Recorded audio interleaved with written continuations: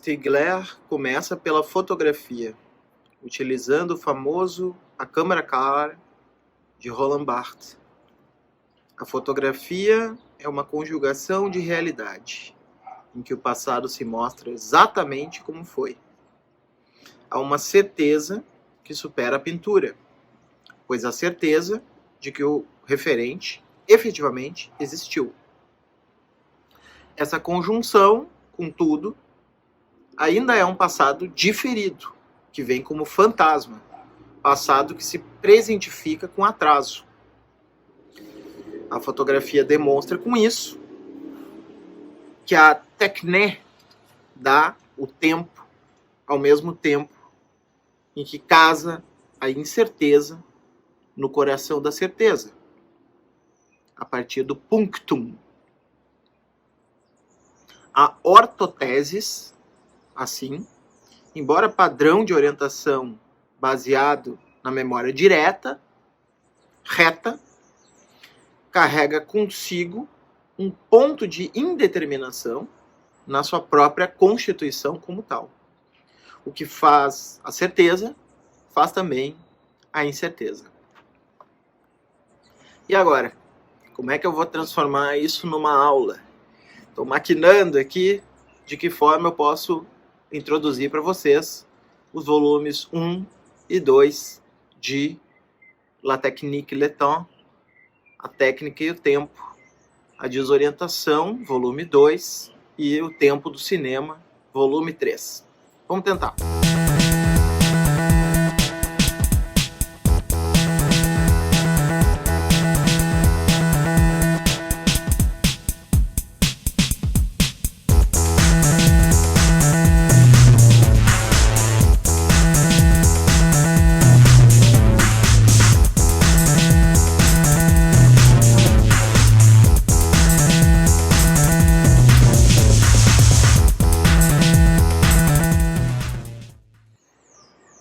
O volume 2 e o volume 3 de La Technique et le Temps são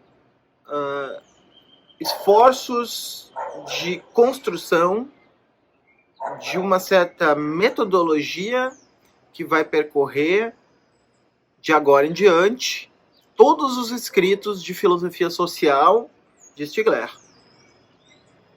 É uma tentativa de fazer somar uma leitura empírica dos fenômenos com uma certa estruturação transcendental, mas que não é um transcendental abstrato, é um transcendental justamente dado pela inscrição nos artefatos técnicos. Vou tentar repetir isso de uma outra maneira. O Stigler vai tentar demonstrar como os diversos momentos históricos, inclusive a nossa contemporaneidade, pode ser lida como uma expressão fenomênica de certas estruturas cuja possibilidade é dada por meio da inscrição em suportes técnicos. Então, se a gente pensar, por exemplo, o volume 3, que se chama O Tempo do Cinema, ele vai justamente mostrar o quanto a experiência que o cinema abre, enquanto uma certa tecnologia específica, para constituir um novo campo de experiência fenomênica a partir do qual nós organizamos a nossa vivência no real. Lembrem que eu disse que Stigler faz uma espécie de triângulo entre antropologia filosófica, que é aquele volume que a gente viu na aula passada, né? Da falta de Epimeteu, processo de epifilogênese do humano, fenomenologia da técnica, significa colocar a técnica nesse espaço antes ocupado, por exemplo, pelo sujeito transcendental, depois em Heidegger, né, pelo Dasein, pelo ser, e na outra ponta do triângulo, a filosofia social, né, com um certo approach que pode ser tido como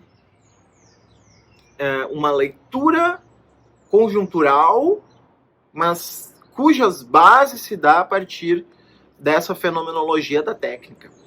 É isso que Stigler vai fazer, ainda em Técnica e Tempo, sobretudo no volume 2 da Desorientação, muito ligado num processo histórico de constituição da civilização ocidental. E vejam, a civilização ocidental, a crítica ao eurocentrismo é bastante aplicável, a meu ver, ao Stigler. Mas nós vamos talvez fazer ela na última aula. Primeiro vamos conhecer o pensamento do autor antes de descartá-lo, ou pelo menos criticá-lo. Mas, de fato, ele vai reabitar, né, as formas gregas e até anteriores, né, mesopotâmicas, para tentar pensar o nascimento, então, da civilização ocidental e como a construção dessa cultura está diretamente ligada a processos técnicos. E vai chegar, finalmente, então, no século XX, onde ali ele vai examinar a experiência do cinema como determinante para pensar o século XX.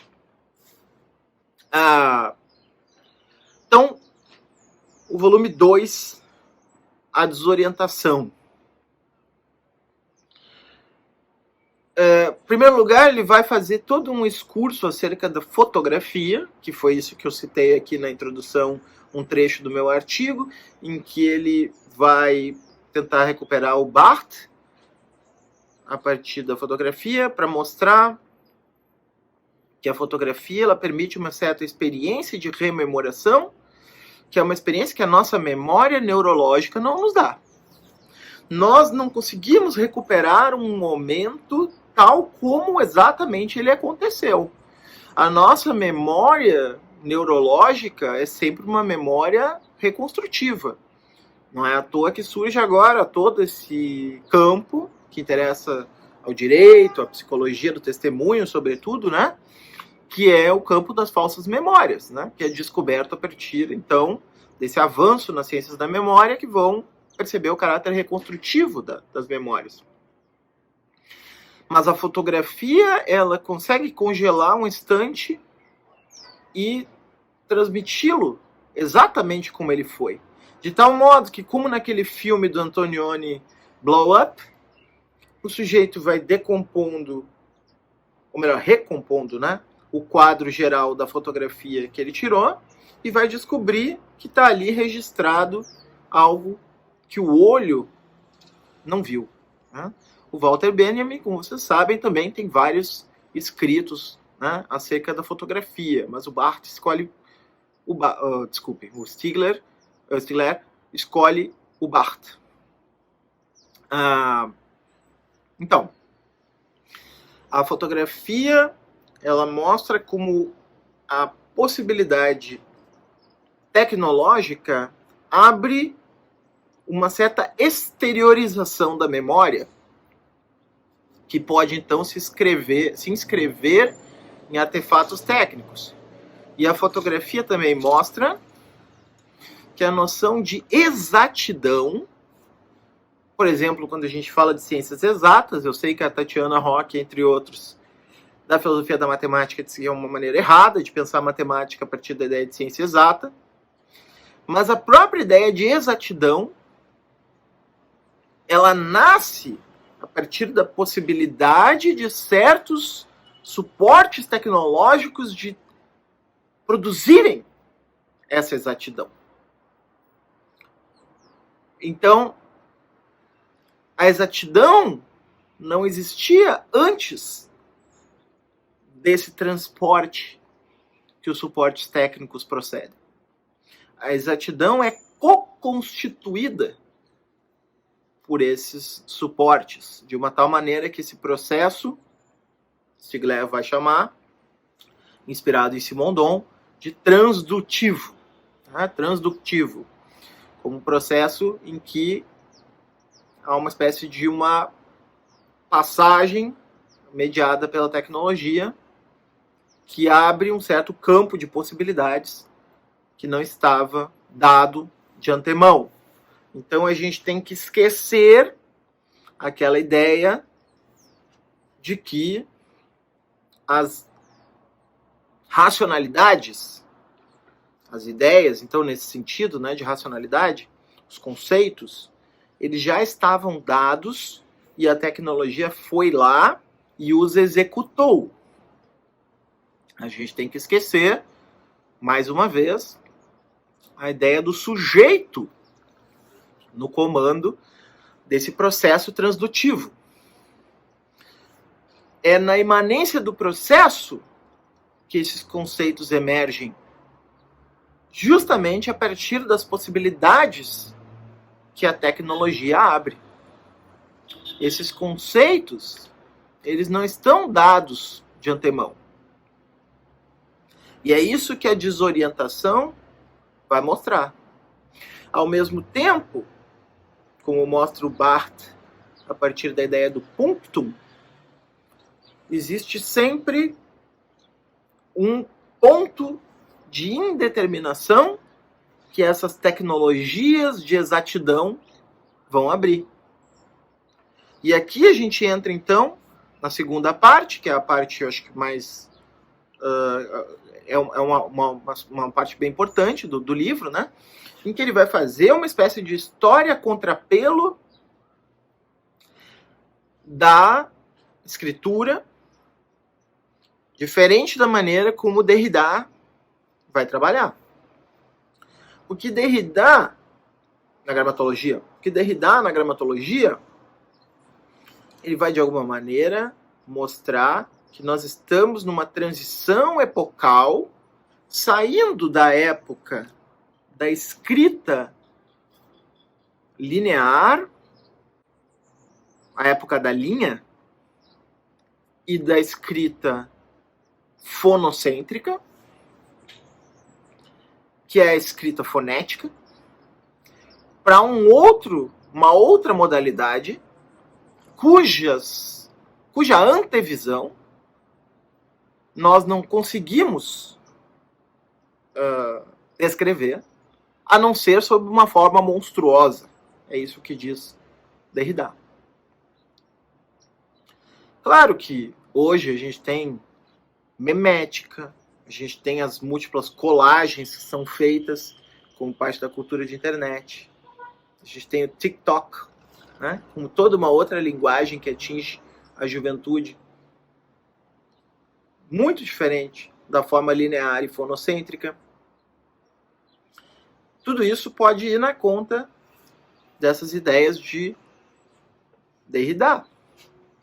Derrida, inspirado no Leroy-Gourhan, por exemplo, dizia que nós estaríamos caminhando para a volta do pictograma, que é diferente da escrita fonética, baseado justamente na emergência da cibernética, na época que ele escreveu lá, 1967, né, gente?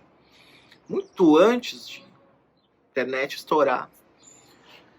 E, claro, aos poucos, essa experiência foi se realizando. Assim como, de certa maneira, o tablet é um pouco uma das materializações possíveis desse pós-livro a que se refere a gramatologia. O fim do livro e o início da escritura. As múltiplas janelas da experiência que, por exemplo, a tecnologia nos abre. Então, o Derrida, ele vai, na verdade, explicitar um limite. E desconstruir, então, a linearidade, desconstruir uma série de coisas. O Stigler, ele vai adotar uma outra metodologia. que é uma espécie de uma reconstrução histórica a partir dessa fenomenologia da técnica. Então ele vai mostrar que a era ortográfica, ortografos, né? Ortografia, que é ortotética também, esse orto, essa retidão, essa exatitude, está ligada a um certo padrão tecnológico. A passagem da escrita cuneiforme para a escrita literal, por exemplo, representa também a passagem de uma certa concepção de temporalidade para uma temporalidade diferente. Ou seja, há uma construção de um certo ethos, que envolve também a experiência de espaço e tempo, a partir da transição no nível tecnológico. Portanto, ethos e tecne estão diretamente ligados. Todo ethos é etogramático, né? Nesse sentido. E ele vai mostrando, então, como esses conceitos filosóficos da tradição racionalista são construídos exatamente a partir de inovações técnicas. Por isso, Stigler sempre me interessou enquanto um materialista, né? No sentido de que o materialista não é aquele que separa as categorias epistemológicas dos processos de produção real a partir dos quais elas emergem. Enquanto os idealistas chutam a escada, os materialistas gostam de descrever a escada como um elemento sem o qual não se teria subido aquele andar. É um pouco nesse sentido que eu leio Stigler como um materialista. E, aliás, Stigler, retomando um pouco o argumento da farmácia de Platão, depois ele vai ter um livro chamado De la Pharmacologie, da farmacologia, em que ele vai levar muito adiante essa noção de fármaco, vai tornar ela central, e essa noção de fármaco aparece em muitos, né, autores contemporâneos, até autores que têm muito pouco a ver com Derrida, como a Isabelle Stangers, né, fala de farmacologia, ou de farmacon. Mas, recuperando então esse argumento da farmacologia, Stigler vai colocar que um dos efeitos da escritura é justamente suspender os programas étnicos tradicionais. Aqui lembrando não só o Derrida em Farmácia de Platão, a rejeição, a escrita, é uma rejeição, é uma certa disseminação,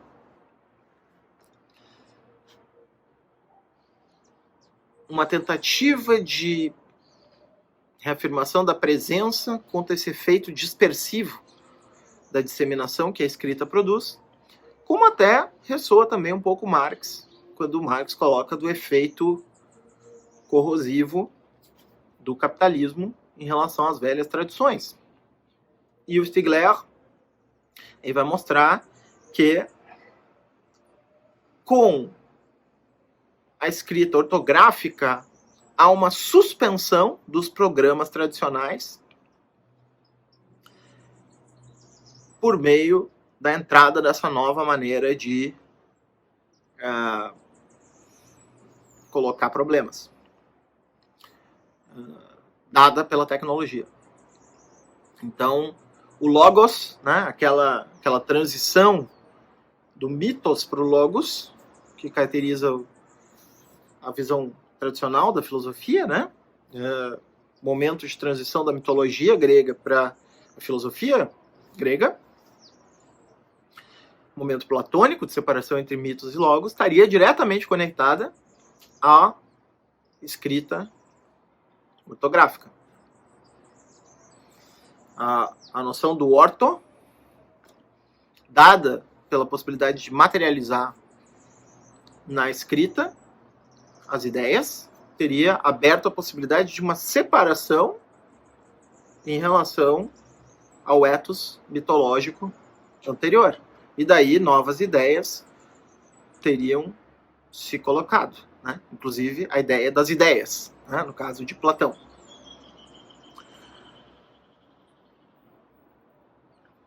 Outro aspecto, o terceiro aspecto que Stigler vai colocar, então, é que nós podemos considerar que a noção de programa, eu vejo que isso também aparece em Derrida, né? Porque a palavra grama já está no título de gramatologia. Pô, não tem muita gente que pensa isso, né? Uma gramatologia é um exercício cibernético. Sim.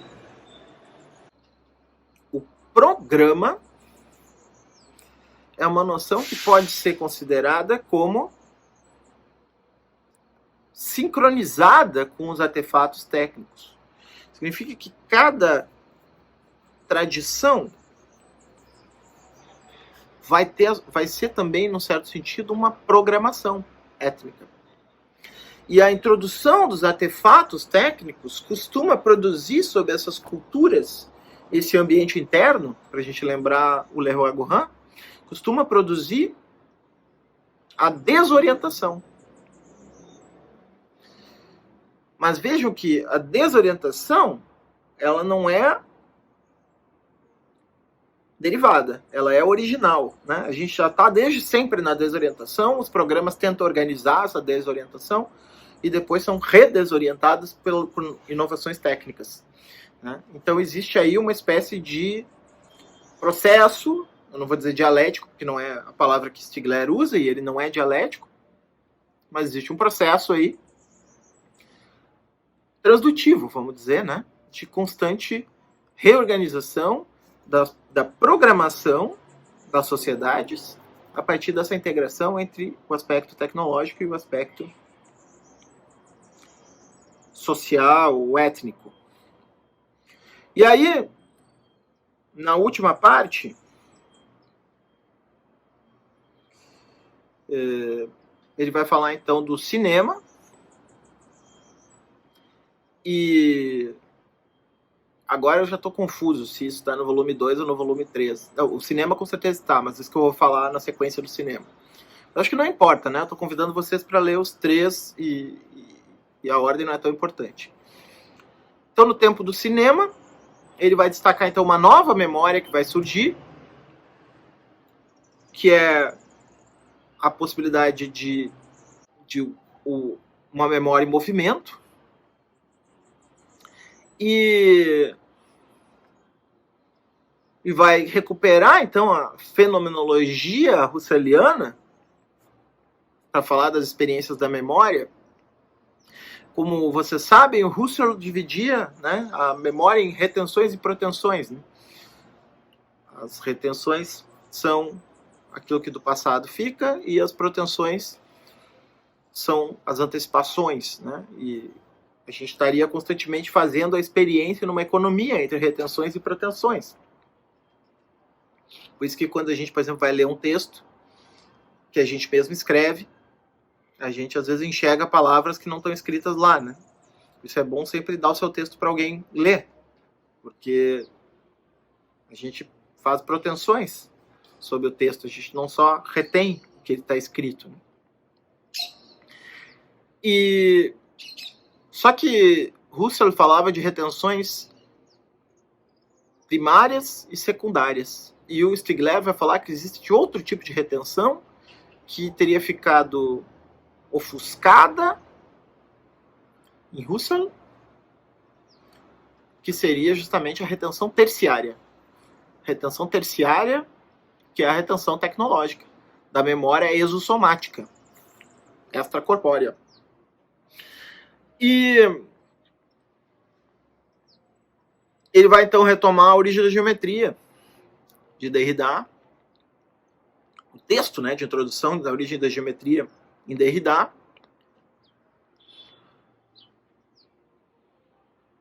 para mostrar, para defender a posição, uma posição forte aí, que é a posição de que as idealidades matemáticas não teriam surgido sem a materialidade técnica necessária para elas acontecerem. Então, as idealidades não são abstrações puras do pensamento, ou que podem se dar num nível puramente cerebral. Elas precisaram de suportes exógenos ao corpo para ser pensáveis. Quer dizer, eu só consigo pensar um triângulo na medida em que um dia eu fui capaz de desenhá-lo, né? É claro que agora eu consigo pensá-lo sem eu desenhar, mas para isso foi necessário que no primeiro momento fosse possível escrevê-lo numa certa superfície. Quer dizer, a tecnologia da escrita foi necessária para se chegar à abstração matemática. Mais uma vez, né, a tese de que a técnica é o transcendental perdido, né? Por isso, a técnica e o tempo é a ideia constantemente retomada de que o que é esquecido não é o ser, e sim a técnica. O impensado na história da filosofia não é o impensado do ser, e sim o impensado da técnica.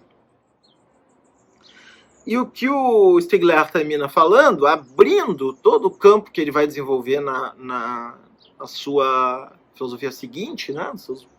Suas dezenas de livros que sucederam, como a Telecracia contra a Democracia, Descrédito e Falta de Confiança, entre muitos outros, na própria Farmacologia, é que a Revolução Industrial ela não produziu só, digamos assim, uma circunstância relacionada com os aspectos manuais do trabalho. Ela produziu também o que ele vai chamar, então, de industrialização da memória. Quer dizer, esse fenômeno da memória exossomática, ele vai se industrializar. Então, quando ele vai falar de indústria cultural, ele não vai estar falando no mesmo sentido da escola de Frankfurt. Inclusive, ele começa discutindo com os frankfurtianos no terceiro volume e vai criticá-los por acabarem caindo em Kant e na ideia de sujeito. Ele vai colocar em contraponto a isso a ideia da técnica. Indústria cultural é algo relacionado com esse processo histórico de industrialização da memória, que é a exteriorização da memória em artefatos técnicos exógenos ao corpo. Quando isso é produzido em larga escala, a gente tem aí então uma espécie de uma revolução industrial na memória. E bom, a última parte ele vai colocar do curto-circuito relacionado então com o modelo atual, o modelo numérico, né? Em francês ele gosta dessa expressão numérique para falar do digital. E o digital teria um problema para ele. E na medida em que nós estaríamos constantemente encurtando o tempo, na forma que ele chama lá de tempo real, trazendo um pouco os trabalhos do Virilio e outros sobre isso, na medida em que a informação está em tempo real, aquele elemento, aquele punctum, aquele diferendo, né, que estava presente como uma espécie de indeterminação na determinação, vai se encurtando. E com isso, esse retardamento, que era o espaço no qual se estabelecia o pensamento e o espírito, vai se encurtando. O tempo real produz uma espécie de um curto-circuito que impede o delay necessário para o pensamento reflexivo. E com isso, o espírito vai se proletarizando.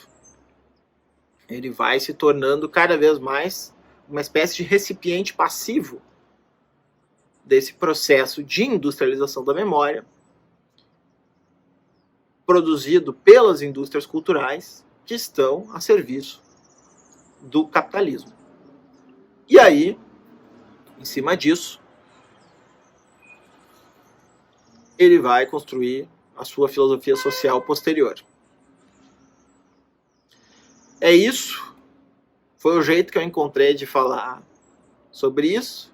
Foi difícil pra caramba, mas espero que na medida do possível tenha ficado claro para vocês. Estava com bastante sol, então eu botei o óculos aqui para não ficar fechando o olho. Espero que tenha ficado claro para vocês na medida do possível. E, enfim, podem colocar perguntas embaixo, né, nos comentários, e eu tento retomar na próxima aula. É isso, gente. Até a próxima.